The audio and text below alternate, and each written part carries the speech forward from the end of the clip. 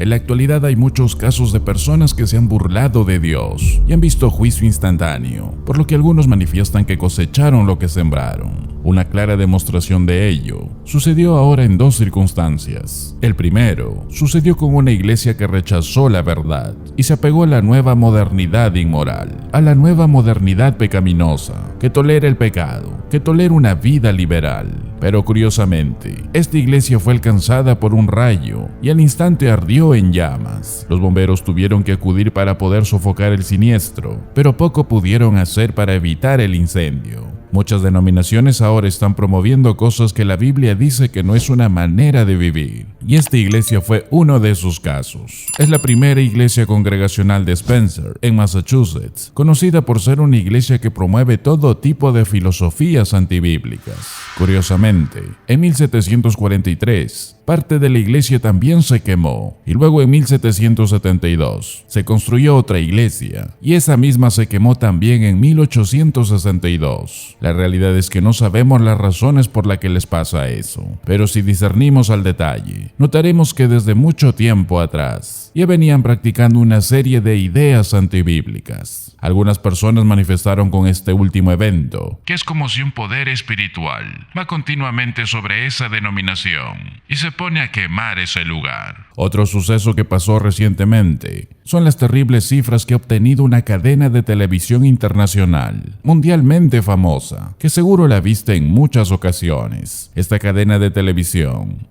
es muy conocida ya por promover el ateísmo y las burlas hacia Dios, y eso se ha visto a lo largo de los años. El observar cómo productores y presentadores se burlan descaradamente de Dios en muchas oportunidades. Ejemplos hay muchísimos, como la ocasión que colocaron a un ateo para promocionar su iglesia, esto en plena hora de mayor alcance, luego de un mensaje a la nación de un presidente norteamericano. Otro presentador se burla de las oraciones, diciendo que no sirve orar a Dios, y que dejar todo en manos de Dios no sirve. Y lo que pasó después, hubo un incendio que no lo promocionaron con fuerza, y lo más reciente, esta cadena obtiene las peores calificaciones en su historia, en estos momentos, viniendo ya en baja desde los últimos 7 años. Lastimosamente son muchos que aún se burlan de Dios y tienen una gran confianza excesiva en hacer eso, que creen que no habrá consecuencias divinas por cometer dichos actos. En Daniel capítulo 4 existe una ilustración que es muy vívida con respecto a esto y sobre aquellos que se sienten tan confiados por tener lo que tienen y restregarlo en la cara de Dios. Aquí vemos una ilustración del rey de Babilonia, el rey Nabucodonosor. Él se sentía invencible y dice en el versículo 28, todo esto vino sobre el rey Nabucodonosor. Al cabo de 12 meses, paseando en el palacio real de Babilonia, habló el rey y dijo, ¿no es esta la gran Babilonia que yo edifiqué para casa real con la fuerza de mi poder y para gloria de mi majestad? Aún estaba la palabra en la boca del rey, cuando vino una voz del cielo. A ti se te dice, rey Nabucodonosor, el reino ha sido quitado de ti, y de entre los hombres te arrojarán, y con las bestias del campo será tu habitación, y como a los bueyes te apacentarán, y 7 tiempos pasarán sobre ti, hasta que reconozcas que el Altísimo tiene el dominio en el reino de los hombres, y lo da a quien él quiere. Mas al fin del tiempo, y así pasó con Nabucodonosor, pasó las peores cosas en aquel tiempo. Vivió de la peor forma después del juicio de Dios. Mas al fin del tiempo, Nabucodonosor aprendió de manera difícil que Dios debe ser glorificado. Pero muchos hombres no hacen eso el día de hoy. No reconocen al Señor, pero Dios llama al mundo a adorar, a darle la gloria a Él. Pero como pasó muchísimas veces, y aún pasará en el tiempo del fin, como dice el libro de Apocalipsis, la gente no responde a Dios. Apocalipsis 15:4 nos dice la Biblia, ¿quién no te temerá, oh Señor, y glorificará tu nombre? Pues solo tú eres santo.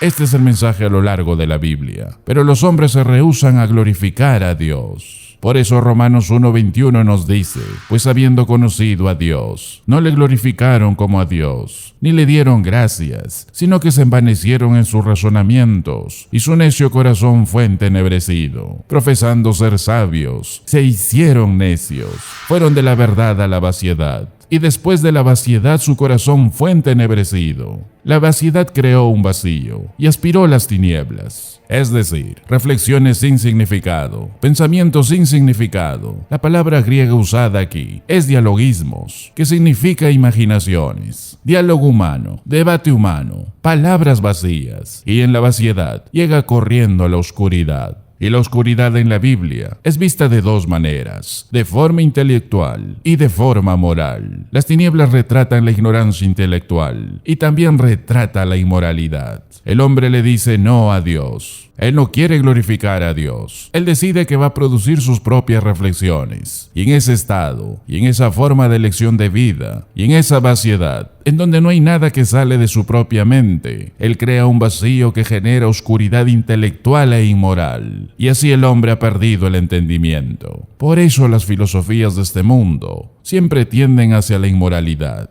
Las filosofías mundanas acomodan la inmoralidad, porque ambas salen de la oscuridad del mismo infierno. Por eso lo único que vamos a conseguir de los razonamientos vanos del hombre es un legado de oscuridad. Todas las filosofías del mundo van a llevar a ese camino. Por eso Colosenses 2:8 nos dice la Biblia: mirad que nadie os engañe por medio de filosofías y huecas sutilezas, según las tradiciones de los hombres, conforme a los rudimentos del mundo, y no según Cristo. La palabra griega para engaño es un verbo muy fuerte, que de la manera más suave y entendible sería saquear o seducir. Lo que la Biblia está diciendo es que no deben dejar que nadie los seduzca o los saquee por medio de filosofías, es decir, sabiduría humana, razonamientos vacíos de un corazón entenebrecido. Son huecas sutilezas. Se presenta como algo importante, pero eso no es nada. Solo son cosas que puede destruir el alma, según las tradiciones de los hombres. Por eso debemos alejarnos de eso, porque tienen consecuencias, y una de esas es caer en un corazón endurecido, capaz de ir en contra de Dios. Por eso actúan así. Y la justicia de Dios siempre está ahí. Ahora, no es la naturaleza de Dios deleitarse en el castigo. Vivo yo, dice el Señor, que no quiero la muerte del impío, sino que se vuelva el impío de su camino y que viva. Volveos de vuestros malos caminos, dice el Señor en Ezequiel 33:11. Ese es el corazón de Dios. No es su deseo permanecer enojado. Dios se deleita en mostrar misericordia. Dios no quiere que nadie perezca. Jesús dijo: oh Jerusalén, Jerusalén, cuántas veces quise congregar a tus hijos, como la gallina congrega sus polluelos bajo sus alas, y no quisisteis. Cuando él se acercó a la ciudad, la Biblia dice que él lloró. Él dijo: oh que tú conocieras hoy las cosas que son para tu paz. En el corazón de Dios hay lágrimas, mezcladas con su justicia, mezcladas con su ira, porque Él llama a que los hombres respondan a su gracia. Pero los hombres, tristemente, hacen dioses para que tomen el lugar de Dios. Esa es la razón por la que Dios traerá su justicia. El mundo no está mejorando, el mundo está empeorando, y así dice la Biblia que va a suceder. Pero eso no es así para muchos. Cristo busca a cada uno de nosotros y no quiere que perezcamos. Y el que invoca al Señor Jesucristo, esa vida puede llegar a ser salva. Y ese es el deber de cada uno de nosotros: mostrar esta verdad, hablar de esta verdad a cuantos podamos, mientras que aún hay tiempo de salvación. Gracias por ser parte del ministerio de la verdad de su palabra.